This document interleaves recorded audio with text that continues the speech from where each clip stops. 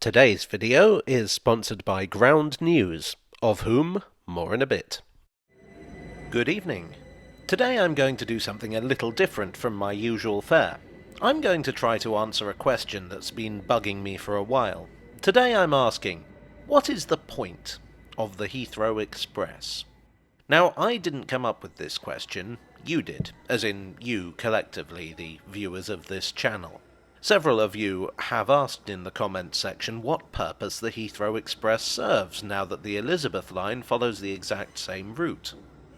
And I thought about it, and I realised I didn't actually know. So let me explain the situation for those of you who aren't familiar with the Elizabeth line or the Heathrow Express. Let's go briefly into the history of the whole thing, because that's what I like to do around here. Heathrow is London's biggest airport, and it's one of the busiest airports in the world. But when it was first opened in 1946, it had no public transport provision. For decades it was assumed that it wasn't needed. Passengers checked in at one of the central London air terminals and were bussed out to Heathrow by the airlines themselves. When terminals opened at the airport itself, it was assumed that people would be arriving by car. Air travel in the 60s was still a luxury. It wasn't until 1975 that the Underground reached the airport with an extension of the Piccadilly line. This wasn't a perfect solution. The Piccadilly line was slow, it had to serve many stations, and there were two branches at its western end, so it had to accommodate Heathrow trains, but also Uxbridge trains. With traffic to the airport only increasing, it was clear that something better was needed.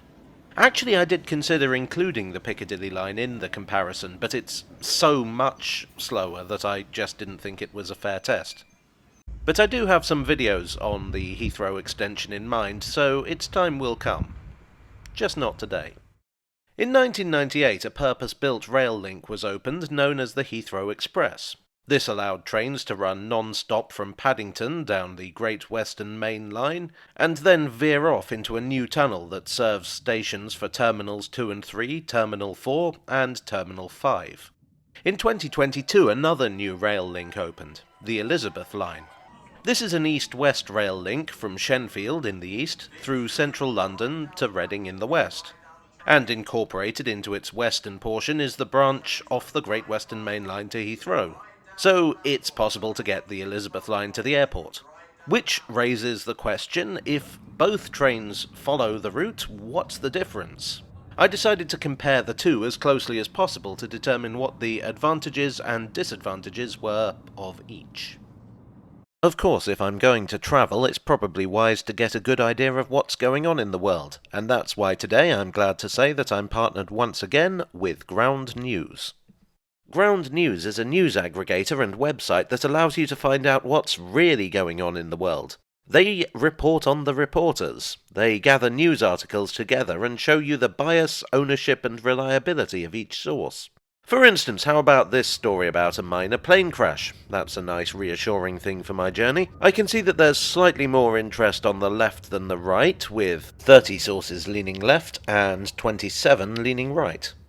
WION here says that 11 people were injured, but it's listed as being of mixed factuality. CTV News is shown as high factuality, and tells you early on that it's 10 and tells you who said it.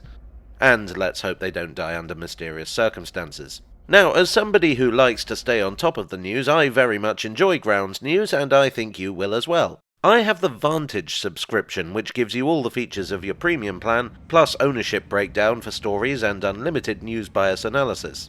And my friends at Ground News have a special offer for viewers of this channel. Click the link in the description or scan this here QR code to get 40% off that Vantage subscription.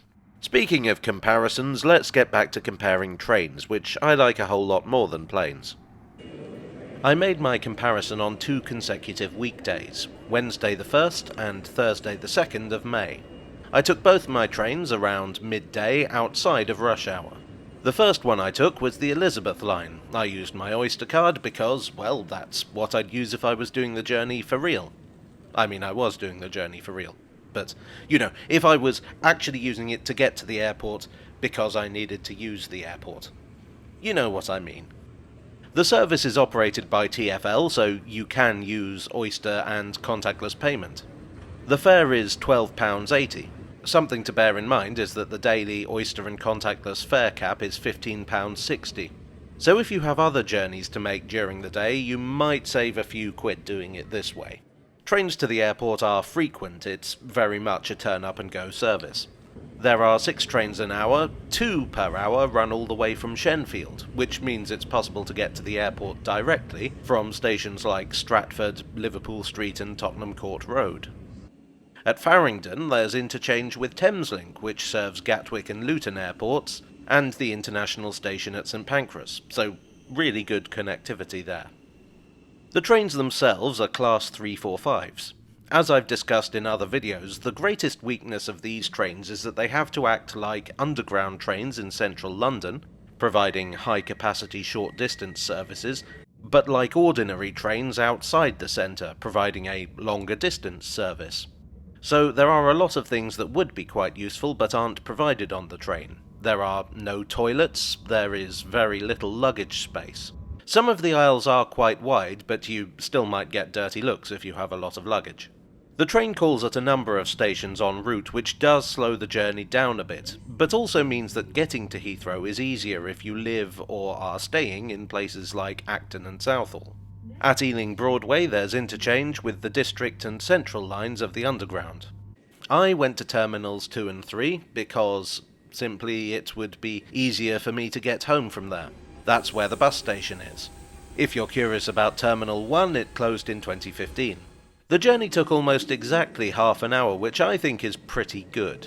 Generally I'm so used to thinking in terms of taking over an hour to get from central London to the suburbs, that the Elizabeth line takes me aback, even now, 2 years later. I don't really have any complaints about the trip, although it might be different if I had a lot of luggage or I was travelling in rush hour. I would imagine it would be more of a hassle then. The next day, I took the Heathrow Express. This does require a special ticket because the service is operated by Great Western and Heathrow Express Operating Company. The one-way ticket was £25, which was just under twice the Oyster fare. However, you can book tickets in advance, which offers substantial discounts. 30-day advance tickets are £20, 60-day advance tickets are £16.50, and 90-day advance are an incredible £5.50. So with a bit of forward planning you can save a lot this way. There's also a premium business class type option, which I ignored for the purposes of this comparison. I'm sure it's very nice. The service operates every 15 minutes, which again is more or less turn up and go frequency. You don't have to take a specific train when you book your ticket. The trip takes about 15 minutes and is non-stop between Paddington and Heathrow. The train is an adapted Class 387. The facilities are considerably better than those aboard the Class 345. There are toilets, there are luggage racks, there's even free in-train entertainment. Although I would say that ironically, facilities are less necessary on this journey. In 15 minutes there's not much that you can watch, and holding it in, as it were, is a lot easier than on the slower Elizabeth line journey. But I suppose that, given the fare I paid, it's nice to feel that you are getting something extra.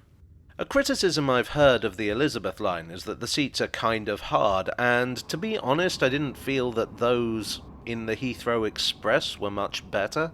But again, on a shorter journey it doesn't matter as much. The ride quality on both services is good, as you might expect, given that they are both using the same track.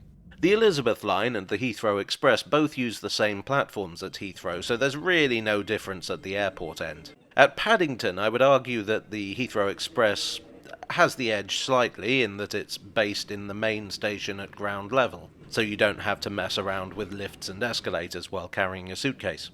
However, you do have to do that at Heathrow, so there's going to be some faff wherever you go. Alright, so let's compare the two. The Heathrow Express is about twice as fast, so it comes out on top there. But in both cases the journey time is short. It really depends on whether you consider that extra 15 minutes to be worth it. The Elizabeth line edges it on frequency, but again, there's not a huge amount in it. 6 trains per hour versus 4. In terms of convenience, I think the Elizabeth line wins purely by virtue of the fact that it stops at places other than Paddington.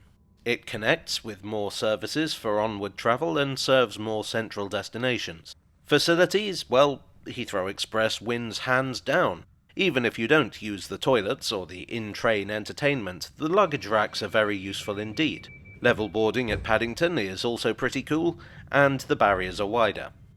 Where I think things become more complicated is cost. If you buy on the day, the Heathrow Express costs nearly twice as much as the Elizabeth line, and I do not believe that the service you get is twice as good. Add in the cost of transport to Paddington itself, it can be a very expensive option. But if you book the 90-day advance fare, that's less than half the Oyster price. In fact, it's 10 pence cheaper than the Piccadilly line. If you're on holiday, you're staying in central London and you can book well in advance, I would definitely say the Heathrow Express. If you're coming from elsewhere, you're not one for long distance planning and you don't have a lot of luggage, my choice would be the Elizabeth line. So, to answer the question at the beginning of the video, the Heathrow Express is not necessary. It's a luxury. But it does have its uses. Really, my unsatisfying conclusion is, it's up to you.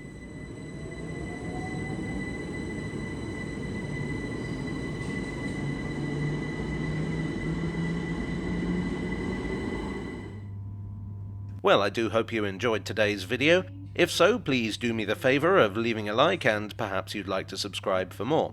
I might do more of these comparison type videos, so let me know if there are any other journeys you think I should compare.